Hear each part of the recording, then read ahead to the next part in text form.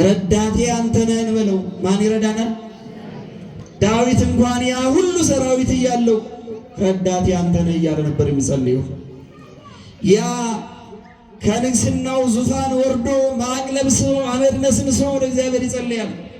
አስቡት እስኪ፣ ንጉሥ እኮ ነው። እንኳን ንጉሥ ትንሽ ገንዘብ ያለው ሰው እንኳን ክብሩን አውርዶ መገኘት ደስ አይለውም ይለዋል። ግን ንጉሱ ረዳቴ አንተ ነህ፣ አምላኬ አንተ ነህ እያለ ይጸልያል። ትናንትና ከዚያ ከወደቅኩበት እናትና አባቴ ረስተውኝ ከነበረበት ጊዜ ጀምሮ እስካሁን የጠበቅከኝ በንግስና ያኖርከኝ አንተ ነህ እያለ ይጸልያል። ያመሰግናል እግዚአብሔር። ማንም አይረዳኝ ብለን ያሰብንበት ጊዜ፣ ተስፋ የቆረጥንበት ጊዜ አለ።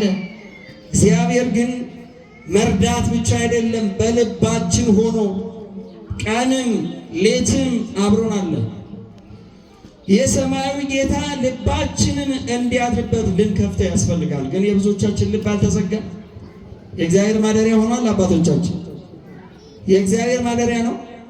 ተከፍቶ ቢታይ የአንዱን ልብ አንዱ ማየት ቢችል በቂምና በበቀል በቅናት በተንኮልና በሴራ ተከቦ ነው ያለው።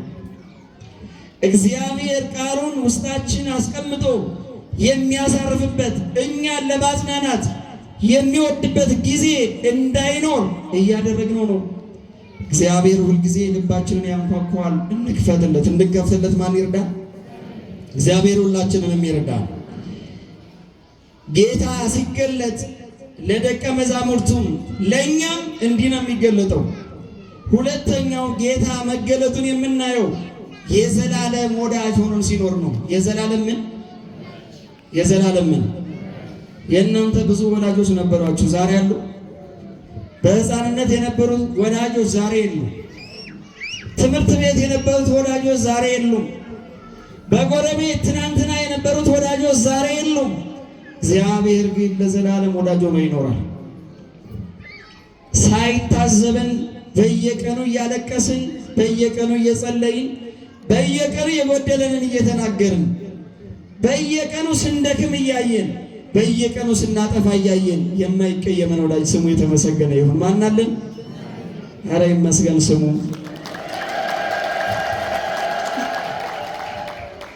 እያስተማረ የሚጠብቀን ወዳጅ፣ እየሰጠ የሚጠብቀን ወዳጅ፣ እየደገፈ የሚጠብቀን ወዳጅ፣ ጉድለታችንን እያየ የሚጠብቀን ወዳጅ፣ እንዲህ የሚታገሰን ወዳጅ እኮ እግዚአብሔር ብቻ ነው። ሌላ ማን አለ? ስናገኝ የነበሩት ስናጣ ይጠፋሉ። ስናጣ አብረውን የነበሩት ስናገኝ እኛ ሳናርቃቸው ራሳቸው ገሊት እገሌ እኮ እንዲህ ሆነዋል፣ እኛን ትተውናል፣ ንቀውናል ብለው ይጠፋሉ። እግዚአብሔር ግን ስናገኝ አለ፣ ስናጣም አለ፣ ስንታመምም አለ፣ በጤንነት ስንኖርም አለ፣ በሕፃንነት ወራትም አለ፣ በሽምግልና ወራትም አለ፣ በወጣትነት ዘመን ሳንደክምም አለ፣ ከደከምንም በኋላ ጉልበታችንን እና ኃይላችንን ችሎታችንን ሳይመለከት ከኛ ጋር አለ። የዘላለም ወዳጃችን እግዚአብሔር ስንርቅ እያቀረበን፣ ስንጠፋ እየፈለገን፣ ስናዝን እያጽናናን፣ ስንጎሳቆል ጉስቁልናችንን ከላያችን ላይ አንስቶ በክብር እያቆመን ለዘላለም ወዳጅ ሆኖ እንደሚኖር ለደቀ መዛሙርቱና ለእኛ ነግሮናል። በትንቢተ ኢሳይያስ ምዕራፍ 30 ቁጥር 21 ላይ እንዲህ ይላል፣ ስንጠፋ እንኳን እግዚአብሔር እንዴት እንደሚፈልገን ነቢየ እግዚአብሔር ቅዱስ ኢሳይያስ ይናገራል። ወደ ቀኝም ወደ ግራም ፈቀቅ ብትል ጆሮች በኋላህ መንገዱ ይህች ናት፣ በእርሷም ሂድ የሚለውን ቃል ይሰማሉ ይላል። ከፊት ሆኖ ካልሰማነው ከኋላ ሆኖ በጆሮአችን ይነግረናል። አንዳንድ ጊዜ ጤና በጎደላቸው በሚመስሉ ሰዎች ያስተምረናል። አንዳንድ ጊዜ በልጆቻቸው ያስተምራቸዋል። አንዳንድ ጊዜ በጓደኞቻቸው ያስተምራቸዋል። ግን እግዚአብሔር ለዘላለም ወዳጅ ነው።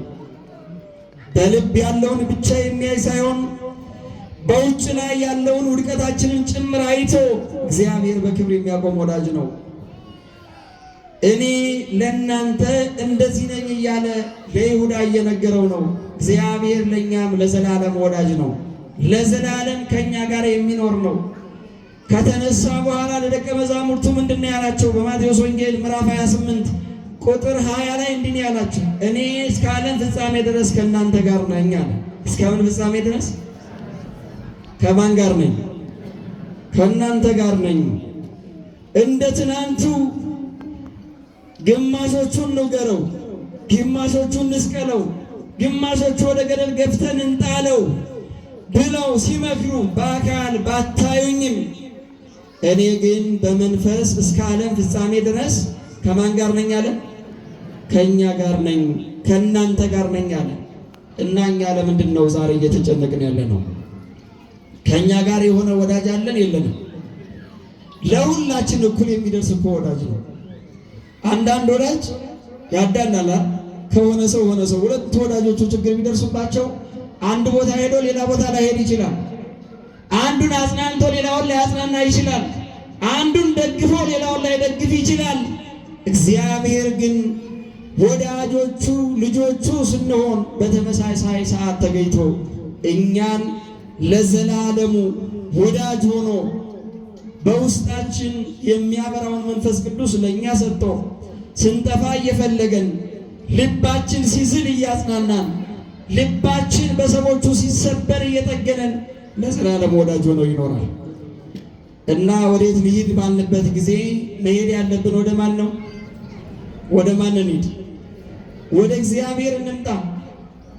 ግራ ስንጋባ፣ በሥራ ምክንያት ሲጨልምብን፣ ጓደኞቻችን የረሱን ሲመስለን፣ መፍትሄ ያጣን ሲመስለን ሁልጊዜ መምጣት ያለብን ወደ እግዚአብሔር ነው፣ ወደ ዘላለማዊ ወዳጃችን። ልባችንን ዙፋን አድርጎ ወደ ተቀመጠው ወደ ጌታችን ስንመጣ እርሱ እኔ እኮ ወዳጅ ነኝ፣ ለምን አለቀስ፣ ለምን አዘንክ፣ ለምን ደከምክ፣ ይህን ሁሉ እኮ አስተካክልልሃለሁ ይለናል። ስለዚህ ወደ እሱ እንድንመጣ እግዚአብሔር አምላክ ሁላችንን የሚረዳን። ሶስተኛው እኔ የምገለጠው ዓለም የማይሰጠውን ሰላም በመስጠት ነው አላቸው። ዓለም የማይሰጠው ምንድን? ምን በማለት በመስጠት ነው አላቸው። ዓለም የማይሰጠውን ሰላም እሰጣቸዋለሁ። እኔ ስገለጥላችሁ እንዲህ ነኝ፣ በልባቸው አድራለሁ፣ ለዘላለም ወዳጅ ሆናቸዋለሁ። ዓለም የማይሰጠውን ሰላም ደግሞ እሰጣቸዋለሁ አለ። ስለ ሰላም ብዙ መዝሙሮች ሲዘመሩ ሰምተናል። ብዙ ጥቅሶችም ሰላምን በተመለከተ በየቦታው ተበትነዋል። ስለ ሰላምም ብዙ ሰልፎች ተደርገዋል። የሰላም ምልክት እየተባለም ብዙ ነጫጭ ርግቦች ተለቀዋል። እስካሁን ለሰላም የተወሰዱ መፍትሄዎች አንዱን ገድሎ አንዱን ለማሳረፍ የተደረጉ ብቻ ናቸው። ይሄ ዓለም የምታደርገው ሰላም ነው። ክርስቶስ የሚሰጠው ሰላም ግን ከዚህ የተለየ ነው። ሰላም ምንድን ነው ብለን ስንጠይቅ ዓለም ለሰላም ከምትሰጠው ትርጉም መጽሐፍ ቅዱስ ከሚሰጠው ትርጉም ጋር በተቃራኒው ነው። ዓለም ሰላም የምትለው ያለ ጦርነት መኖርን ነው። ጥይት ሳይተኮስ ማደርን ነው። በውጭ ላይ በሰላም ተንቀሳቅሶ በብርሃኑ ውሎ ሌሊትም እንደፈለገ ወጥቶ መግባትን ነው። ግን ለእኛ ለክርስቲያኖች ሰላም ይሄ ብቻ አይደለም ነው። ይሄ ብቻ አይደለም። በሁከቱም በማይበሉም በመከራውም ውስጥ እፎይ ብሎ መኖር ነው ክርስቲያኖች ሰላም። ይሄ ነው አይደለም። እኛ ከእግዚአብሔር ጋር መኖር ስንጀምር እንዲህ ነው መኖረው። ሰላሙ እንደዚህ ነው የሚመጣው። ከዚህ እሳት ይነዳል፣ እኛ ግን እንጸልያለን። ከዚህ ሰይፍ ይሳላል፣ እኛ ግን እግዚአብሔር እናመሰግናለን። በዚህ በኩል ሞት ይደገሳል፣ በዚህ በኩል መስቀል መከራ ይመጣል። እኛ ግን ሁልጊዜ እግዚአብሔርን ለዚህ ክብር ስላበቃን ለአንተ ስም ለመመስከር በአንተ ስም ለመሞት እንድችል ስላደረከኝ አመሰግናለሁ እያልን እናመሰግናለን። ሰላም ማለት ክርስቶስ የሰጠው ሰላም ይሄ ነው። በውስጣችን የክርስቶስ ሰላም ካለ እናርፋለን። ደቀ መዛሙርቱን የሐዋርያት ሥራ ምዕራፍ 5 ቁጥር 42 ላይ ስንመለከት በራቸውን ዘግተው የነበሩት የተጨነቁት የደከሙት ደቀ መዛሙርት መንፈስ ቅዱስ ከወረደላቸው በኋላ የሚያጽናናቸው ሁሉን ነገር የሚያስተምራቸው ክርስቶስ የነገራቸውን የሚያስታውሳቸው በእነርሱ ላይ ካደረ በኋላ ሲገረፉ ደስ እያላቸው ያመሰግናሉ ይላል። ሲገረፉ ምን እያላቸው ያመሰግናሉ? ማን ነው ተገርፎ ደስ የሚለው? እንኳን ተገርፎ በክፉ ዓይን ያየንም ሰው ደስ ይለናል። ለምንድን ነው እንደዚህ ያየኝ? እኔ ምን አድርጌዋለሁ? ምን በድዬዋለሁ እንላለን። ስድብ ከተናገረን ያን ስድብ ባየነው ቁጥር እያነሳን እያሰብን እያስታወስን ውስጣችንን እንጎዳለን። ደቀ መዛሙርቱ ግን ከሰውነታቸው ደም እየፈሰሰ እግዚአብሔርን ያመሰግናሉ። አካላቸው ተቆርጦ እጃቸው ወድቆ እግዚአብሔርን ያመሰግናሉ። ዓይናቸው ጠፍቶ እግዚአብሔርን ያመሰግናሉ። አሁን ዓይኑን በወንጌል ምክንያት ጠፍቶ እንዴት ሰው እግዚአብሔርን ማመስገን ይችላል? አስቡት እስኪ። አካሉ ጎሎበት ሙሉ አካል የነበረው ሰው በክራንች እየሄደ እንደፈለገ ይንቀሳቀስ ይጓዝ የነበረው ሰው ሁለት እግሩን አጥቶ እንዴት ማመስገን ይችላል? ግን የክርስቶስ ሰላም በውስጡ ካለ የሚያስበው ሰማያዊ ቤቱን እንጂ ምድራዊውን ስላልሆነ ሁልጊዜ ረፍት፣ ሁልጊዜ ሰላም፣ ሁልጊዜ መጽናናት፣ ሁልጊዜ እግዚአብሔርን ማመስገን ነው። እንዲህ አይነት ልብ እንዲኖረን አምላካችን ቅዱስ እግዚአብሔር ለሁላችንም ያድለን። ግን እኮ ስለ ሰላም የተናገረው መድኃኔዓለም ወደፊት መስቀል እየጠበቀው ነው። ምን እየጠበቀው ነው? ወደፊት መራራ ሞት እየጠበቀው ነው። ወደፊት 6666 ግርፋት እየጠበቀው ነው። ወደፊት ያ የወደዱት የተከተሉት ሕዝብ ሁሉ በአንድ ልብስ ይሰቀል፣ በርባን ይፈታልን ሊሉት ነው። ግን እርሱ የደቀ መዛሙርቱን ልብ ስለ ሰላም እየተናገረ ያሳርፋቸዋል።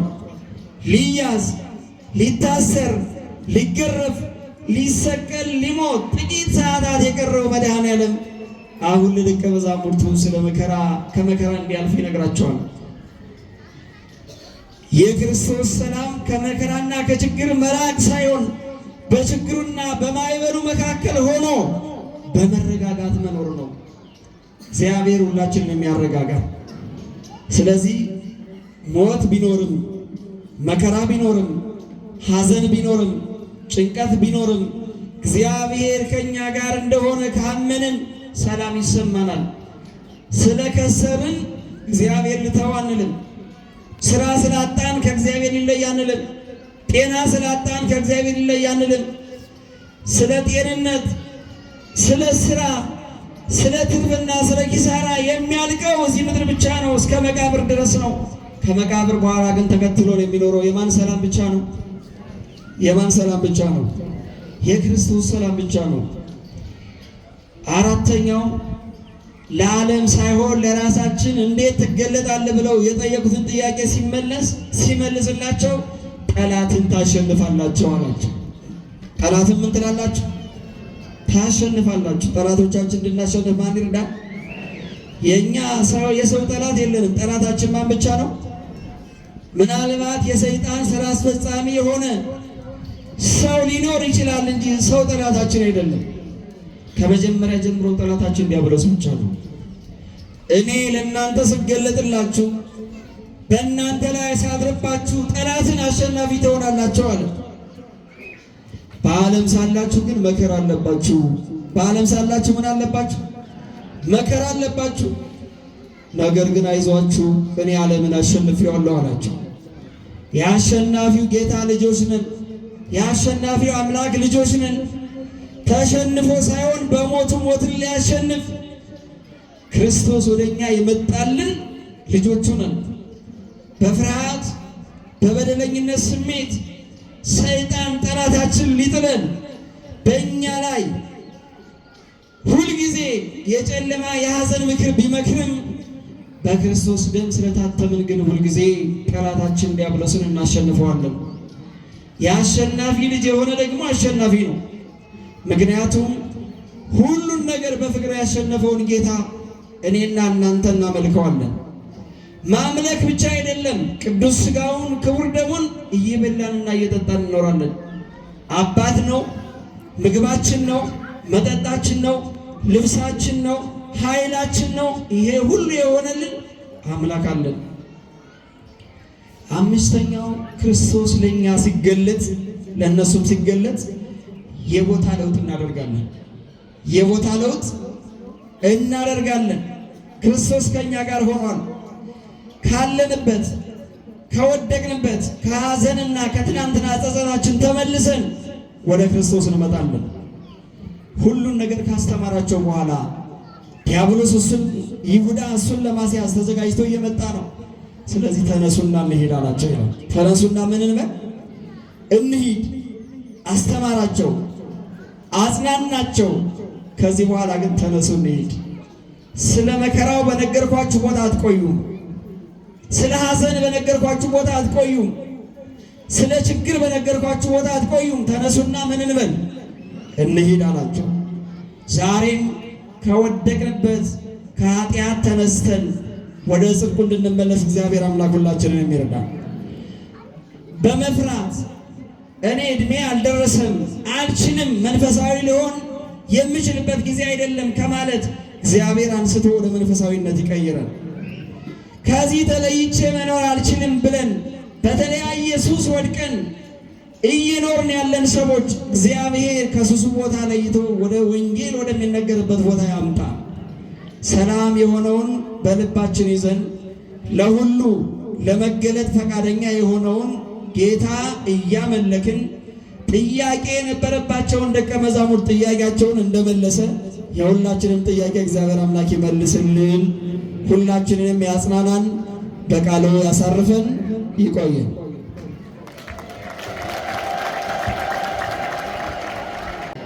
ብዙዎች አግኝተውናል፣ ግን እረፍት አልሰጡንም። ማን ይገለጥልን? ብዙዎቹ ምስጢራችንን ሰምተዋል፣ ነገር ግን ከዛሬ ነገ ምስጢራችንን አውጥተው ሊገልጡብን ይችላሉ ብለን እየተጨነቅን ነው። ግን ተገልጦ የሚሸፍነው ጌታ መድኃኒት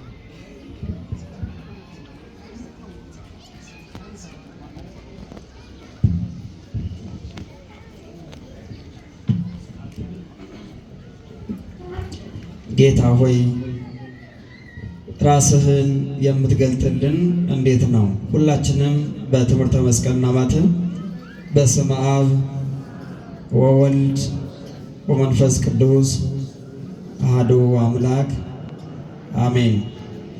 አቤቱ የአባቶቻችን አምላክ ቅዱስ እግዚአብሔር ሆይ ምሕረትህ፣ ቸርነትህ፣ ይቅርታ ስላልተለየን በዚህ ቅዱስ ቤተ መቅደስ ልታሳርፈን ልታጽናናን ወደህና ፈቅደ ስለጠራህን ፍቅርህ ከወላጅም ከወዳጅም በላይ ሆኖ በቅፍህ ስለሰበሰብከን ክብርና ምስጋና አምልኮትና ወዳሴ ለዘላለማዊ ስም ይሁን። ክቡር መላከ ሰላም አባ ለገሰ ተሰማ የዚህ ታላቅ ካቴድራል ምክትል አስተዳዳሪ፣ ክቡር ርዕሰ ደብር ተስፋ ደጀኔ የደብራችን የስብከተ ወንጌል ክፍል ኃላፊ፣ ክቡራን መምህራነ ወንጌል፣ ሊቃውንተ ቤተ ክርስቲያን፣ አባቶች ካህናት፣ ወንድሞች ዲያቆናት፣ በምህረቱና በፍቅሩ የጠራችሁና የሰበሰባችሁ አባቶችና እናቶች፣ እህቶችና ወንድሞች ሁላችሁንም በክርስቶስ ሰላም ሰላም እላችኋለሁ። እንደምን አደራችሁ? እንደምን ሰነበታችሁ? እንደምን ቆያችሁ? አሜን። እግዚአብሔር ይመስገን ብለን እንድናመሰግነው ጨለማውን አሳልፎ ብርሃኑን ያሳየን፣ መከራውን አሳልፎ በክብርና በደስታ በቤተ መቅደሱ እንድንቆም የፈቀደልን የአባቶቻችን አምላክ ቅዱስ እግዚአብሔር ስሙ የተመሰገነ ይሁን። የእናታችን የእንባችን አባሽ የሁላችን ጸሎት ወደ ልጇ ወደ ወዳጇ ለማድረስ ሁልጊዜ ልጆች ብላ እጇን ዘርግታ የምትጸልይልን የቅድስት ድንግል ማርያም ምልጃዋ ረድኤቷና በረከቷ ከሁላችን ጋር ይደርብን።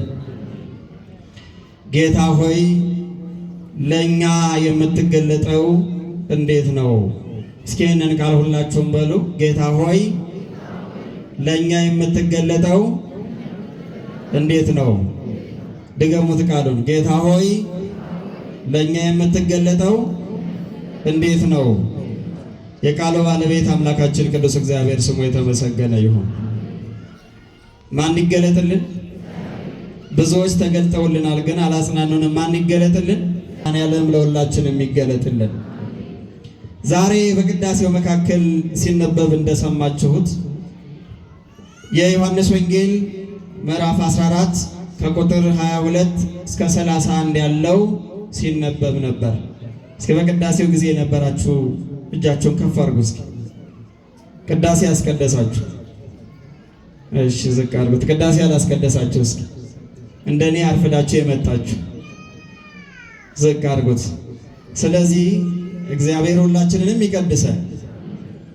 ጠዋት የሰማችሁት ምንድን ነበር አባቶቻችን እያነበቡ የነበረው የሚለውን አሁን እንሰማለን። አሁን የመጣችሁ 55ቱ ሰንበት በየእሁዱ የምንማረው ከኛ ባህሪ ከኛ ጠባይ ከወቅቱ ጋር የሚስማማ ሆኖ የተሰራ 4ቱ ወንጌልና የጳውሎስ መልእክታት መዝሙረ ዳዊት ሆኖ በየቀኑ እሁድ እንማራለን። እግዚአብሔር አምላክ ሁላችንን የሚያስተምረን። የዛሬ ሳምንት እንደተማራችሁት የዛሬ ሳምንት የተጀመረ ወንጌል ዛሬ የመጨረሻው ክፍል ነው የሚታየው።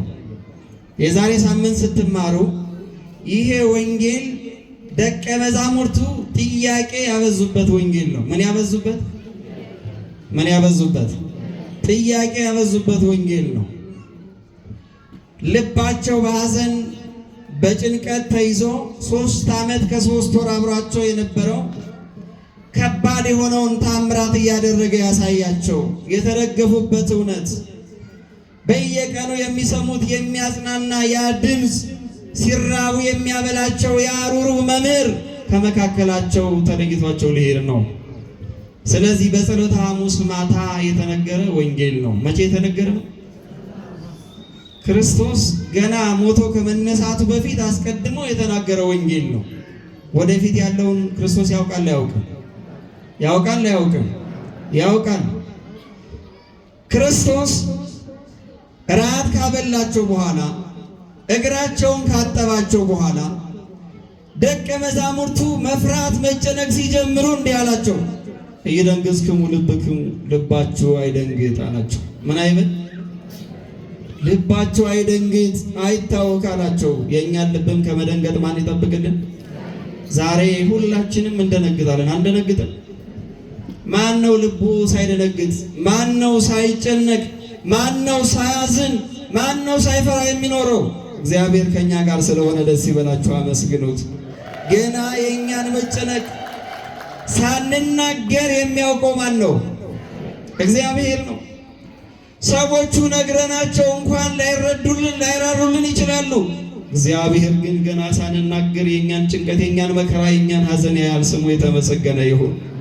ስለዚህ ልባችሁ አይደንግጥ አይታወክ፣ ነገር ግን እመኑ ብዬ ወእመኑ በአቡየ፣ በእኔም እመኑ በአባቴም እመኑ። ላለመጨነቅ ላለመደንገጥ በማን ማመን ያስፈልጋል? ሰማይና ምድርን በፈጠረው ደግሞም ፍቅሩን ሊገልጥ እኔን እንድሞት እንድሰቀል መከራ እንድቀበል በላከኝ በእኔም በአባቴም እመኑ፣ አትፍሩ አላቸው። ነገር ግን እኔ ሄዳለሁ፣ ስሄድ ብዙ መኖሪያ አለ፣ ያንን አዘጋጅላችኋለሁ አለ። በዚህ ጊዜ ሐዋርያው ቅዱስ ቶማስ ወደ ክርስቶስ ቀረበና ጌታ ሆይ የምትሄደው ወዴት ነው?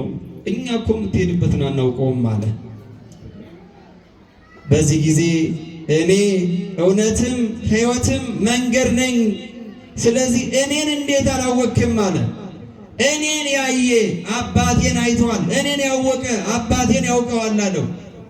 በዚህ ጊዜ ፊልጶስ ተነሳና አብን አሳየንና ይበቃናል አለ። ማንን አሳየን? አሁን ይሄ መጨነቃቸውን ነው መደሰታቸውን ነው የሚያሳየው? ክርስቶስ ሊለያቸው ነው፣ ልሞት ነው፣ ልሰቀል ነው፣ መከራ ልቀበል ነው እያላቸው ነው። ስለዚህ እባክህን አብን አሳየን ግለጥልንና ይበቃናል አለ። በዚህ ጊዜ እያስተማራቸው አጽናኙን እንደሚልክላቸው እኔ እንደሙት ልጆች አልተዋችሁም እያላቸው እንዳጽናናቸው የዛሬ ሳምንት ተምራቸዋል። ዛሬ ደግሞ የአስቆሮቱ ይሁዳ አይደለ ይሁዳ ወይም ታዴዎስ ተብሎ የሚጠራው እንዲህ አለው፣ ለዓለም ሳይሆን ለእኛ ራስህን የምትገልጠው እንዴት ነው አለው። ለማን ሳይሆን? ለማን ሳይሆን? ለዓለም ሳይሆን ለእኛ ራስህን የምትገልጠው እንዴት ነው? ንገረን። ቅድም ወንድሜ ቶማስ የምትሄድበት መንገድ የትኛው ነው ንገረኝ ሲል ነበር። ወንድሜ ፊልጶስም አባትህን አሳየንና ይበቃናል ሲል ነበር። አሁን ዓለም የማያየው እናንተ የምታዩት የሚያጽናና መንፈስ እልክላችኋለሁ ብለሃል። ስለዚህ ለዓለም ሳይሆን ለእኛ እንዴት እንደምትገለጥልን ንገረን ምልክቱን ብሎ ጥያቄ ጠየቀ። በሐዘን የተመታ ልብ ነው ያለው። በመከራ ውስጥ ያለ ልብ ነው ያለው። ሕዝቡ ንቋቸዋል። ሕዝቡ ጠልቷቸዋል። ሕዝቡ አሳዷቸዋል። ሕዝቡ ንቋቸዋል። ማንን ስለተከተሉ? ማንን ስለተከተሉ? ክርስቶስን ስለተከተሉ። ቤተሰብ እንኳን ቢሄዱ አይቀበላቸውም። ለምን? በመቅደስ ያሉት አገልጋዮች ክርስቶስን የተከተለ ሰው ይለይ ብለዋል። ከማህበረሰቡ ከምለይ ከልጄ ልለይ ብለው እናትና አባት ወስነዋል። ስለዚህ ከማን ጋር ይሆናሉ? አሁን እነዚህ ደቀ መዛሙርት ቢጠይቁ ያስደንቃል። እስኪ አስቡት፣ ያን ጊዜ ሆናችሁ ያ የምትወዱት ሕዝብ የሚከተለው ሕዝብ የሚወደው የታመሙትን የሚፈውሰው የደከሙትን የሚያበረታው የተራቡትን የሚያበላው የተጠሙትን የሚያጠጣው መጠጊያ የሌላቸውን መጠጊያ የሆነው አብረው 3 ዓመት ከ3 ወር ቤት ሳይሰሩ ዘር ሳይዘሩ ስራ ሳይሰሩ እያኖራቸው ያለውን ጌታ አሁን ልሄድ ነው እያላቸው ነው። በባህር ላይ በደረቅ ቅዱስ ጴጥሮስ እንዲሄድ ያደረገው ያ ጌታ አሁን ልለያችሁ ነው እያለ ነው። ስለዚህ ጌታ ሆይ ለዓለም ሳይሆን ለእኛ እንዴት ነው የምትገለጥልን አሉት። ዛሬም እኛ እንደዚያ እንበለው። እስኪ ቃሉን በሉት። ጌታ ሆይ በሉ። ለእኛ የምትገለጠው እንዴት ነው በለው እስኪ። ዛሬ መከራ የለም፣ ዛሬ ሐዘን የለም፣ ዛሬ ለቅሶ የለም። ዛሬ ክርስቶስ የሆኑ ሰዎች በመከራ ውስጥ አይደሉም ናቸው። ግን ክርስቶስ ሁልጊዜም በመከራችን ውስጥ አለ። ደስ ይበላችሁ። መከራ ስንቀበል ማን አለ? ቅዱሳን እኮ መከራ ፈተና ካልመጣ ፈተና አምጣብኝ ብለው ያለቅሳሉ። ለምን? መከራ ከሌለብኝ አንተ በኔ ላይ ስራ እየሰራ አይደለም ብለው ይጸልያሉ። እኛ ትንሽ መከራ ሲመጣ እንደነግጣለን። አንደነግጥም? መጾሙ ያስጨንቀናል፣ መጸለዩ ያስጨንቀናል፣ ቂም ሳንይዝ ታርቀን በሰላም መኖሩ ያስጨንቀናል። ትንሽ መከራ ሲመጣ አለቅን እኮ ከዚህ በኋላ በቃልን እንላለን። የሁሉ ጌታ ማን ነው? ሁሉን የፈጠረ ማን ነው? ስለዚህ ክርስትና በደስታ መኖር ነው በመከራ መኖር ነው? የእኛ ደስታ የት ነው ያለው? በዚህ ምድር ነው በሰማይ ነው? አረ ንገረኝ፣ የት ነው ያለው የኛ ደስታ? በዚህ ምድር ተደላለው ትልቅ ቤት ሰርቶ ውድ የሆነ መኪና ይዞ በሰላም ሳይጸልዩ ሳይጾሙ እንደፈለጉ እየጠጡ እንደፈለጉ በዓለም እየኖሩ መኖር ነው ወይስ በዓለም ሳይመቸን ኖረን በመንግስተ ሰማይ ደስ ብሎ መኖር ነው? ተናገሩ። በየት መኖር ነው? አገራችን በሰማይ ነው የምንለው እኮ መሬት ስለማትመች ነው። ትመቻለች? የትኛው ሐዋርያ ነው ና እንስማ፣ ና ስበክልን፣ ና አገልግለን፣ ዛሬ እኛ ቤት ገብተህ ብላ ጠጣ ይመችህ እረፍ የተባለ ሐዋርያ የለም። በየሄደበት ምን ተስሎ ነው የሚጠብቀው? ሰይፍ ነው። በየሄደበት መከራ ነው። በየሄደበት መታሰር ነው፣ መገረፍ ነው የቅዱሳን ሕይወት የሚያሳየን። ስለዚህ ደቀ መዛሙርቱ ገና መንፈስ ቅዱስ የሚያጽናና ወደ እነሱ ሕይወት ስላልመጣ መፍራት፣ መደነቅ፣ መጨነቅ ጀምረው ጌታ ሆይ ለእኛ የምትገለጠው እንዴት ነው አሉት። እግዚአብሔር ለእኛም በምሕረቱ ይገለጥልን።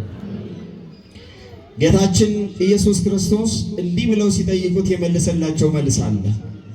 ለእናንተ ስገለጥ የመጀመሪያው እንድገለጥላቸው አለ እኔን የሚወድ ምን